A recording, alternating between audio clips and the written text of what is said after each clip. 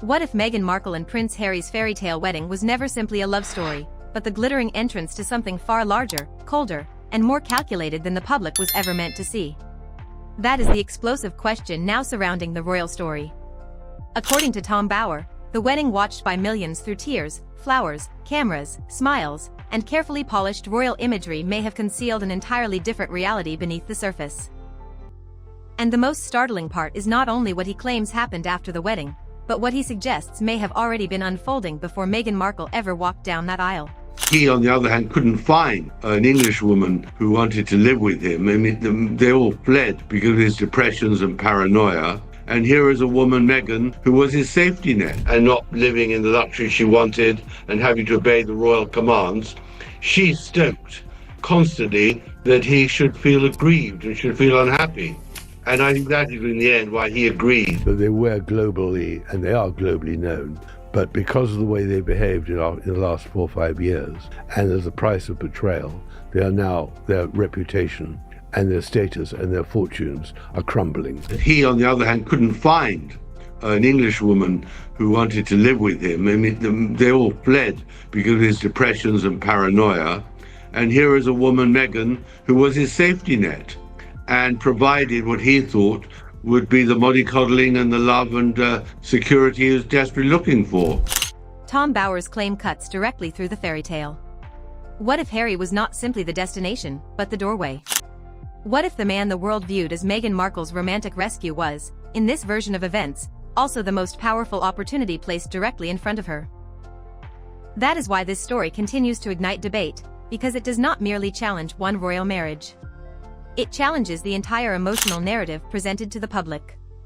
The balcony appearance, the veil, the carriage, and those carefully photographed smiles all created the image of two outsiders finding love inside a rigid institution. But Tom Bower says the public should look closer. Look at the timing. Look at the patterns. Look at who moved away, who moved closer, and who suddenly became important. Well, I think the Meghan Markle I know is on the good side, intelligent, resourceful, definitely resilient under fire, but on the other hand, intensely selfish, only self-opinionated, unable to see anything other than through her own lens. As she would say, appalling treatment of her father and her friends, old friends, a very conflicted personality. But worst of all for her is that she couldn't find huge fame and fortune on her own accomplishments. Her problem is she has very limited talent. Once that allegation enters the picture, everything begins to look different. In Tom Bower's account, Harry was vulnerable, restless, and already carrying years of emotional wounds, resentment, and frustration with palace life. He claims Meghan Markle understood that emotional landscape with remarkable precision.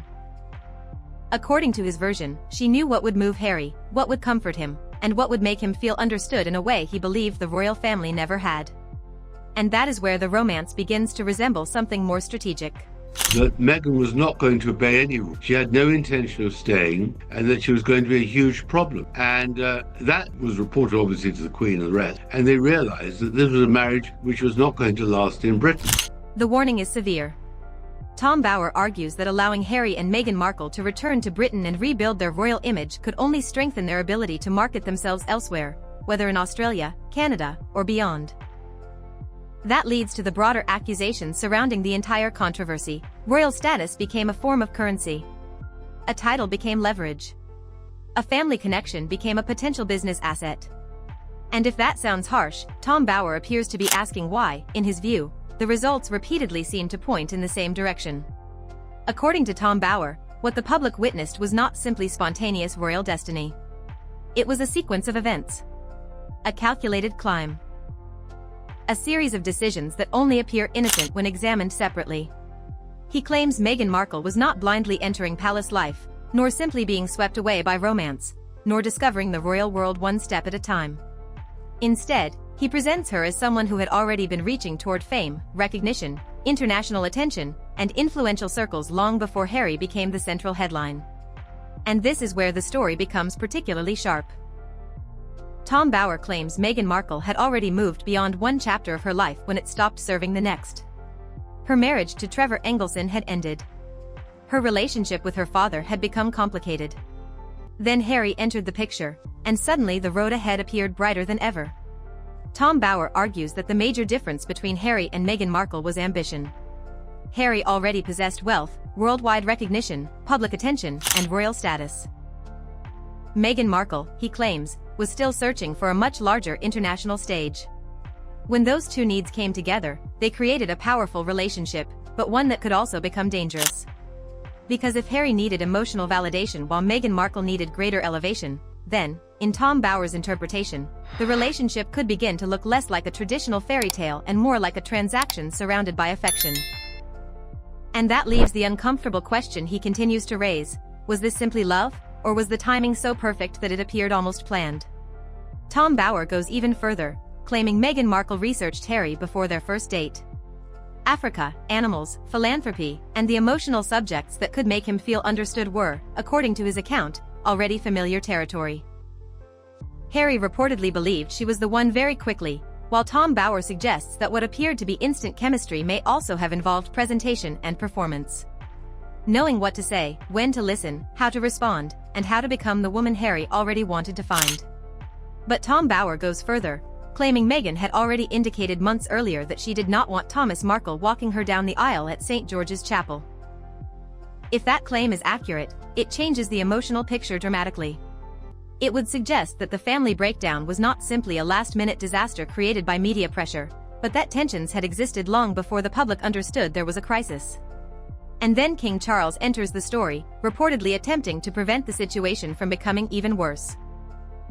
Tom Bower claims Charles privately urged Meghan to travel to the United States and repair the situation with Thomas Markle before the wedding, hoping to calm the growing storm before it overwhelmed the ceremony. But Meghan reportedly declined, citing security and privacy concerns. To the public, that explanation could sound understandable. To Tom Bower, however, it represented another relationship left unresolved, another door kept closed, and another part of Meghan's previous life separated from the new image emerging around her. Then the Diana comparison began rising over the ceremony like smoke. The veil. The media coverage. The emotional framing. The image of Meghan as a new wounded royal woman entering an institution portrayed as cold and unforgiving. Tom Bower argues that Harry misunderstood Diana's legacy by encouraging those comparisons. Diana endured enormous pain and publicly criticized Charles, but according to Tom Bower, she remained loyal to Queen Elizabeth and the monarchy. That distinction becomes central to his argument. In his interpretation, Diana wanted change from within the royal system, while Meghan wanted to become larger than the system itself.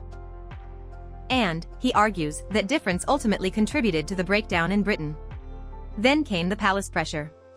Royal weddings operate like highly controlled productions, but Tom Bower claims this particular ceremony pushed staff close to their limits. Revisions, detailed instructions, last-minute adjustments, and a management style that allegedly left aides exhausted all became part of the story. Even when Catherine, Princess of Wales, offered input regarding the bridesmaids' dresses, Meghan allegedly maintained her position. Suddenly, in Tom Bower's version, the wedding appears less like a ceremony centered entirely on family unity and more like a carefully constructed global debut. Harry stepped away from royal duties, military titles, old friendships, Britain, and the public role he had known his entire life. Meghan became a global figure with a royal title and a platform few ordinary actresses could have accessed so quickly. Tom Bower's claims remain controversial, disputed, and highly explosive. But they leave one uncomfortable question hanging over the entire story. Was the royal wedding truly the happy ending millions believed they were watching? Or was it actually the beginning of the most calculated royal exit the palace never saw coming?